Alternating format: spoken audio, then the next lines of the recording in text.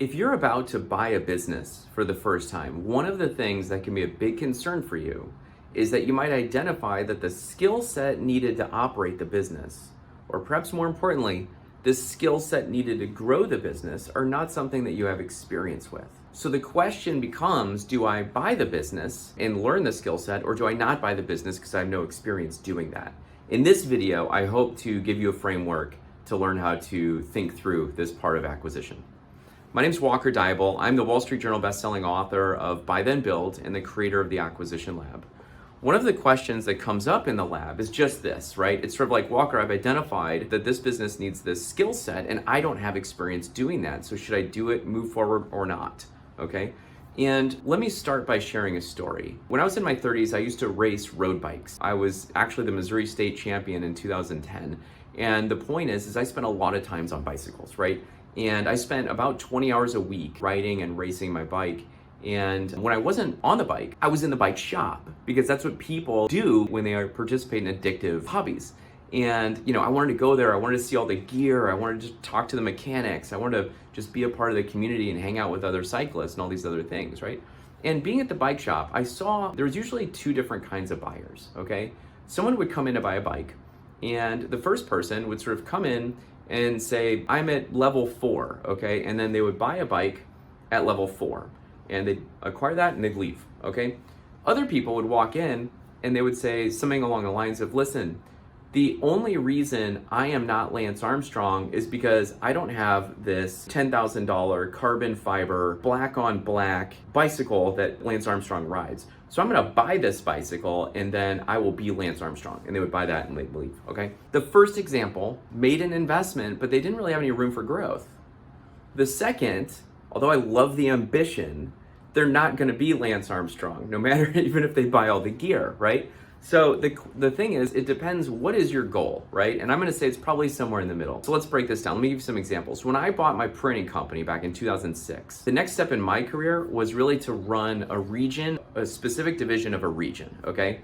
And I went rogue and sort of started buying companies. And the thing was I had never run multiple divisions. I had never run, this company was slightly over 45 employees. I'd never run a team of that size or a company of that size. And doing like all of the HR things was not something I really had any interest in. Luckily, this business had an HR person and I was able to learn from her in terms of certain aspects of managing big teams and companies. And the thing was that like I saw 45 employees not as something that was so extreme that I was going to be overwhelmed. It felt doable. It felt like the next step in my thing. If that company were 450 people, maybe I would have thought different. I'm not sure. But the point is, it was something I hadn't done before, but it felt like the next step in my career, okay? At the same time, the other reason I bought that company was because there was a very clear point in the market that I needed to build out a new product line and launch that product line into existing and new customer base. I didn't have experience doing that before, but it felt approachable. It felt like something that I could do. I talk a lot about Carol Dweck and her book Mindset and just all of the research that went into the growth mindset. And this is a big element of what it takes to be a successful entrepreneur, okay? Because you have to know that you're the one that can sort of solve the problem, right? Whatever it might be, solve the challenge, whatever that might be. And you don't have that kind of approach to life, then you probably shouldn't be acquiring businesses or starting businesses to begin with, okay? That's sort of fundamental to the job. When I bought my distribution company, I did not have experience, okay, being a product manager on a software build out. I'd sat next to one in a startup before, but I never knew enough from my prior experiences that I needed to do it scrappy and shoestring, and I needed to get the important things right and just make it functional. We basically built out a new proprietary software in about 9 months and then rolled it out into a Fortune 500 company and then used that as the selling proposition into other companies to grow the business. My manufacturing company, I didn't have any experience being an absentee owner. I had to learn how to be an absentee owner. I didn't know how to interact with my team. And as an entrepreneur, you really like to have control and insight on things and delegate other things. And delegating the entire company's operation was something I needed to learn, but it felt like a next step for me, okay? Here's the point. If you see a business and you need a certain skill set to operate it, okay? the odds of the seller staying on and helping you get these things under control should be part of your transaction and part of the transition, okay? And so, you're gonna get training in terms of how to operate this business. And so operating the business doesn't really scare me because these are gonna be things that are already happening in the business and you're not having to recreate the wheel. If you are not outside of your comfort zone when you are acquiring a business, then you're doing something wrong, okay? Maybe you're setting your bar too low. If you're buying a laundromat and this isn't like making you freak out, it's because you're buying something that you're not able to grow to the level in which you want to invest your time and effort and skill set into, okay? You need to buy something that you can put yourself into, that you can grow, okay? It's buy then build, that's the point. And so the thing is, you're gonna be outside of your comfort zone, and I want you to be outside. I don't want you to be so far outside that you're gonna get overwhelmed, okay? And footnote, this is part of what we do at the lab is we teach the business model. We teach you the things that you need to understand so that you can succeed, and we give you the tools and resources and suppliers to help you get there, right? That's part of what we do. But the point is we get you a little bit closer there, but I want you to understand that you need the proper preparation to make the leap, okay? The growth opportunities is where things get interesting, okay? And there's really a couple of rules that I want you to think about here. Number one, okay, what is the pay rate to hire someone to do this work, okay? The growth skill and ability.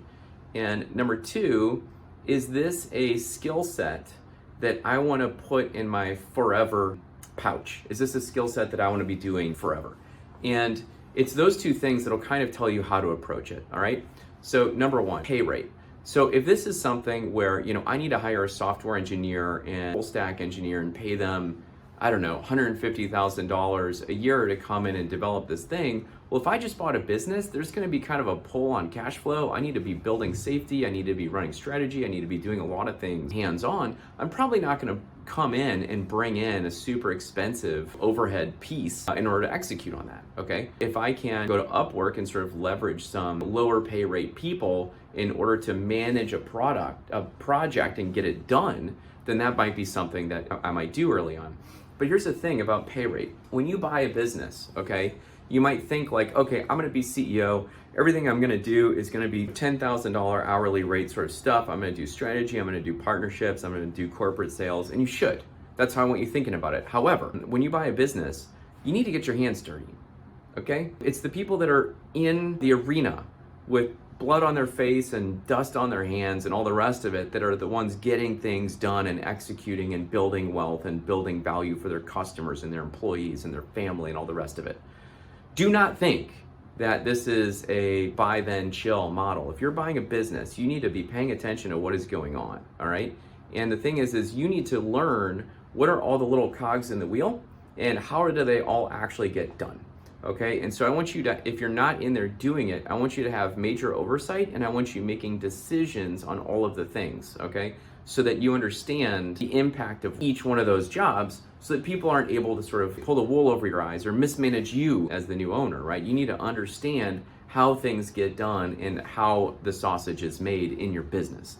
So when I bought my e-com company in 2016, I had decided ahead of time a couple of things. One, I was looking for a product that had no technological innovations coming at it. So I bought a toilet business. Number two, I wanted something that had a strong SEO opportunity because I saw search engine optimization as the way to add intrinsic long-term staying value in e-com and online businesses, okay? And SEO, although I had never done it before, I knew that it was something that could be mastered, okay? And like all things, if you read 3 books on the subject and you do a 90-day cycle becoming an expert in that area, you can do that, okay? You can do that. And so I did get smart about it. I did take online courses about it and I did hire it out immediately, okay? Because there were certain things in SEO that were critical that I didn't want to do myself. So I hired someone out. They turned out to be a bad hire.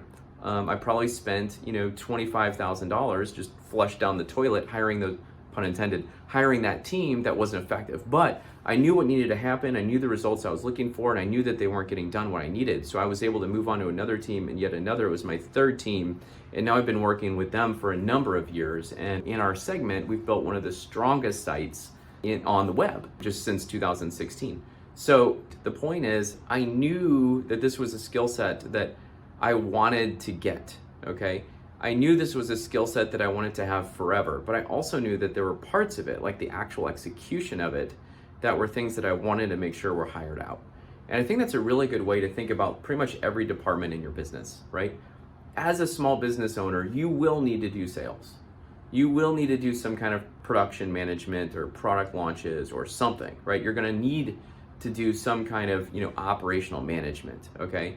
And when you buy a company, you need to understand at what level is each one of these departments functioning at, right? Are they more sophisticated with robust teams? And if so, pay attention to your overhead, okay? Pay attention to what's actually happening there. Was the seller lazy? Or are they built for growth that you can then bring to the company, okay? Or are they sort of, scrappy, underemployed sort of teams that were generating bigger profits for the operator before they're selling it to you, right? So understanding where that business is, because those are the things that you're gonna have to adjust to as you start to figure out what skill set do I need to operate and what skill set do I need to grow. And so again, decide if this is a forever skill set that you want to acquire. Understand the pay rate associated with running this skill set or doing the details around this skill set before making that decision. And third, run 90-day learning cycles to understand in depth each one of your departments one at a time. If you want to buy a business in the next 6 to 24 months, reach out, check out the Acquisition Lab, acquisitionlab.com, or the premier acquisition accelerator with world-class education, a vetted community, tools, resources, network of service providers, and small group coaching with the diamond method, meaning multiple coaches and with extensive experience in the private capital markets to help you achieve your goal. Thanks. See you on the inside.